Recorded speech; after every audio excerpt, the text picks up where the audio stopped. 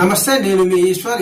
News కి స్వాగతం. వార్తల్లోని ముఖ్య అంశాలు: ఇజ్రాయెల్ ఇరాన్ మధ్య యుద్ధ కారణంగా మూడో ప్రపంచ యుద్ధం సంభవించే అవకాశాలు వస్తున్నాయేమో అని అనుమానాలు వస్తున్నాయి. ఇరాన్ పై ఇజ్రాయెల్ జరిపిన భీకరమైన వైమానిక దాడిలో 78 మంది మరణించగా వందలాది మంది గాయపడ్డారని వెల్లడైంది. అదే సమయంలో ఇరాన్ కూడా ఇజ్రాయెల్ పై ప్రతీకారం తీర్చుకుంది.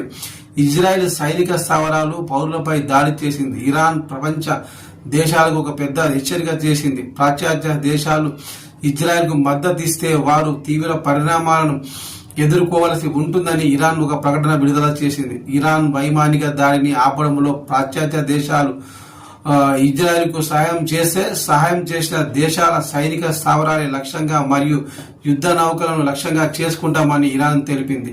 అయితే ఇజ్రాయెల్ మాత్రం ఇరాన్ ప్రజలకు విజ్ఞప్తి చేసింది.